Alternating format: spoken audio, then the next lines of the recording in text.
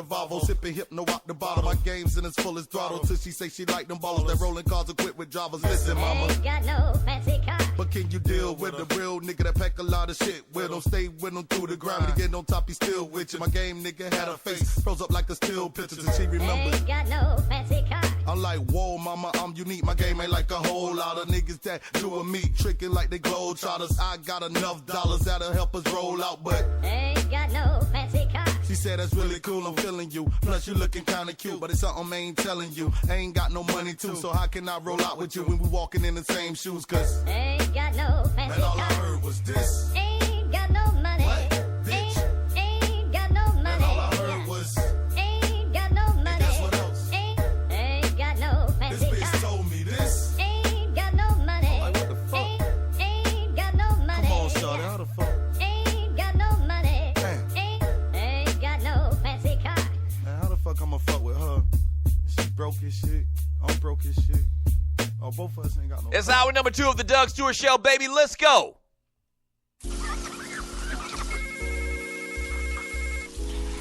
Oh, Jill, get the phone.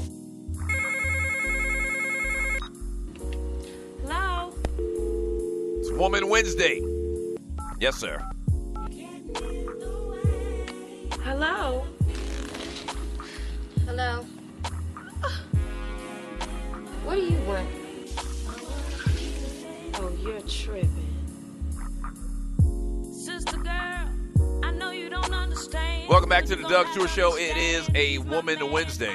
The number to the show is 404-382-0338. You can also email me at doug@thedugstewartshow.com. Today at 1 p.m. Eastern Time right here on WSME. My man Jeff Fox with the Jeff Fox Show, 1 p.m. Eastern Time right here on WSME live from Miami, Florida, as well as John Fisher, Cooking with the Microwave, Patty Cake Microwave at 2 p.m. today on WSME. And also tonight at 9 p.m., the Wait a Minute Show, my man Jelani. All right, so all live shows, all on WSME today.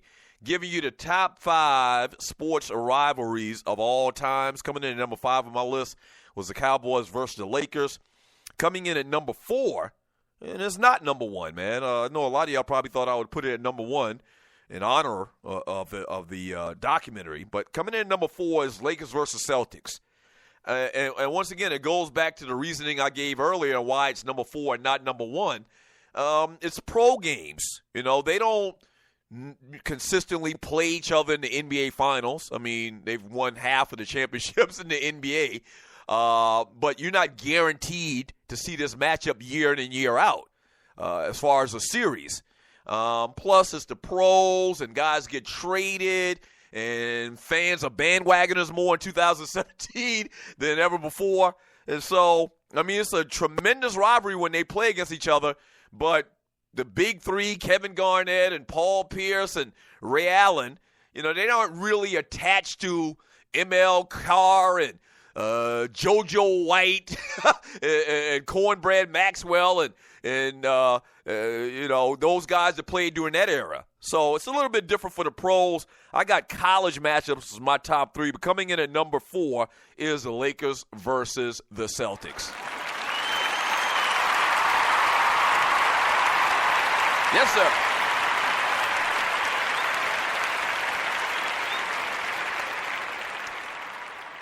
From Ducking and Dodging, he says, Clay, it's all different for Doug when one of the super teams is wearing purple and gold.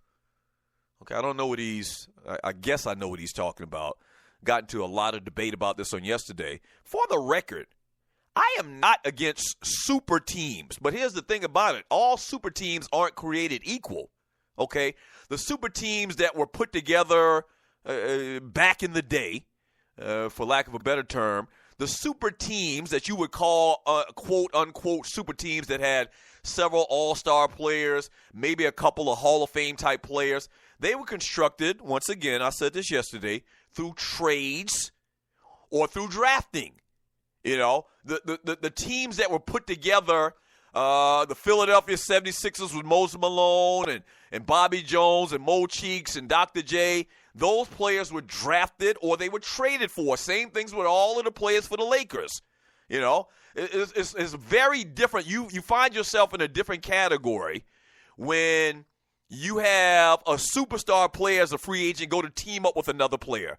It's just very different.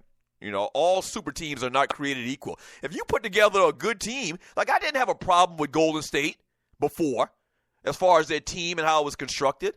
The problem came into play when Kevin Durant went and played for those guys, a la what LeBron James did when he went to the Miami Heat. But if you go back and listen to me on this show, you know, before, or in the Two Live Stews or on YouTube or whatever, when Golden State had put together all this great team and we found out that Steph Curry and Klay Thompson were going to be these dynamic players and Draymond Green, you didn't have a problem. How could you have a problem with a team that drafted these players and they ended up being great? They did their due diligence. They did their scouting, you know, phenomenally and found these great players, these diamonds in the rough. You know, they traded for some players. They signed some, you know, role players in free agency. You can't get mad at that.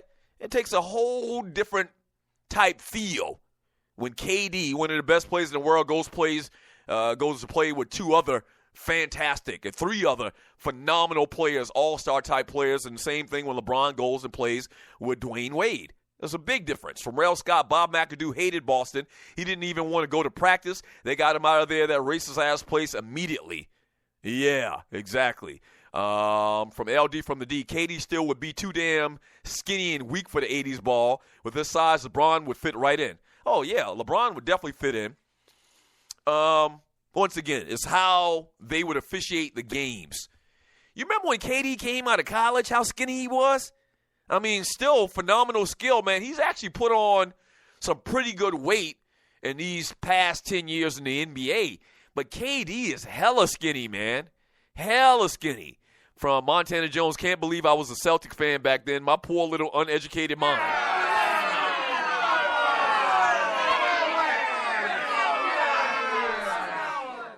Yeah. If you watch that series, you watch this mini-series, this documentary, 30 for 30, Best of Enemies, and you're a Boston Celtics fan, you're a black Boston Celtics fan, let's keep it real. Shame, shame, shame on you.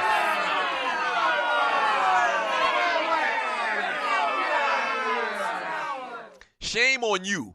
Like, how could you be a Boston Celtics fan?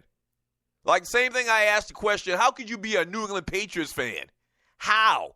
And they really went into depth about the racism that exists in that city, that had existed in that city, that still permeates today, you know, in that particular city. I don't know. Like, I don't understand how you could be, if you're not from Boston, if you're not New Edition, you're not from Roxbury or something like that, like how could you be a Celtics fan? Bill Russell played his entire career there, hated Boston.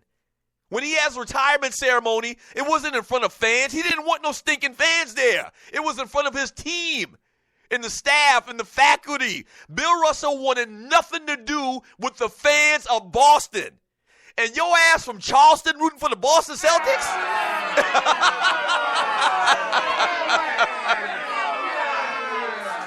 Come on, Chuck Down Frank. Come on, folk. How? Like, give me the background on that. Give me the background on that, how you just one day said, I'm going to root for the Boston Celtics. When ML Carr hated, you know, or not ML Carr, Bob McAdoo. Bob McAdoo hated the city of Boston, hated that organization. Bill Russell hated that organization. You know, how could you just, out of all of the 30 teams in the NBA, how could you say, I'm going to be a Celtic fan? Like, what led you in your life to say the words, I'm going to root for the Boston Celtics?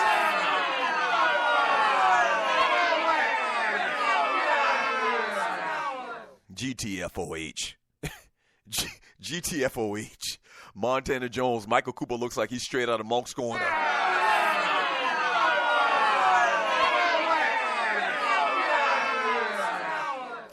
Boy. Self-hate right there. That's what that sounds like to me. Leave Michael Cooper alone. The blacker the berry, the sweeter the juice. That man still got more of his DNA makeup from the motherland than all of y'all put together.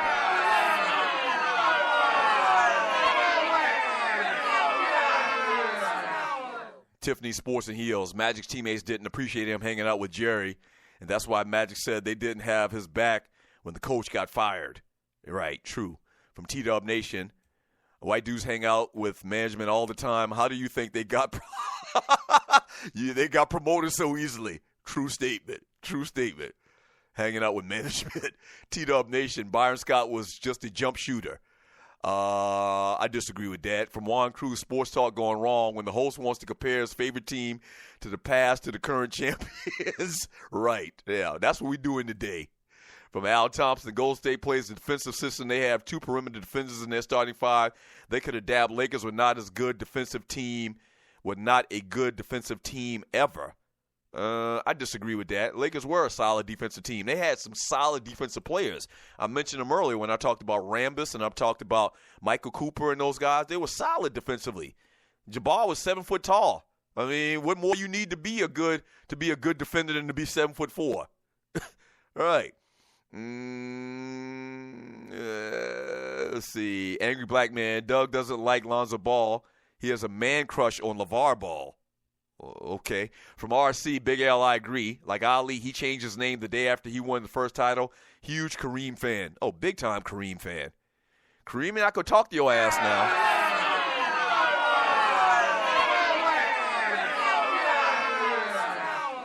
Kareem not going to be, too chummy with you. As they talked about last night, like the biggest star in the league, Kareem Abdul-Jabbar didn't want to talk to the media. He's very, aloof in doing interviews and his media obligations or whatever. And I always tell a story. We actually met Kareem Abdul-Jabbar. We met Kareem. We actually worked with Kareem, technically, I guess you could put it. He did a book signing here in ATL, and me and my brother hosted the event. And I roll up in there, man, this big Lakers fan, and Mr. Jabbar, I love you. You're the most greatest, fantastic basketball player of all time. Beat it, kid. Get away from me.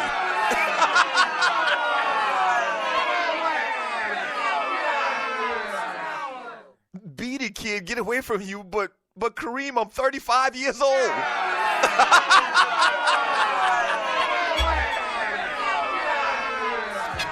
Okay. I embellish a little bit, but in effect, that's exactly what Kareem said to me. Like, get away from me, punk. No lie. If I'm lying, I'm dying. I'm 35 years old. He talked to me like I was 6. And I didn't even, I don't really crowd celebrities or whatever. Whenever we interview people in the studio or whatever, I'm not the guy that's this big autograph seeker or anything like that. I want to pound you about, your career and all of that stuff. I mean, casually. Kareem, man, big fan of the Lakers. How you doing today? Ready to do this book signing? Beat it, punk.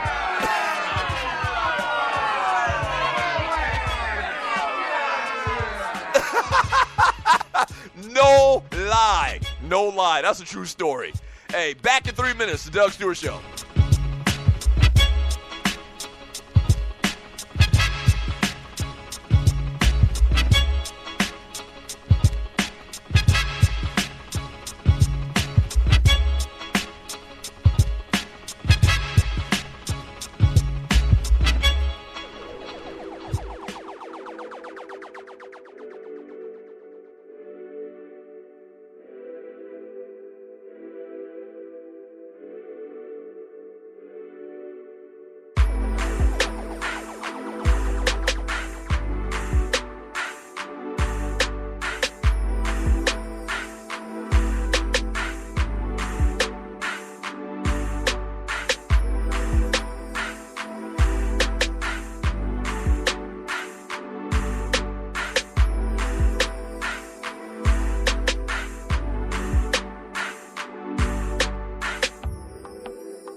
Play this song when you mad, love.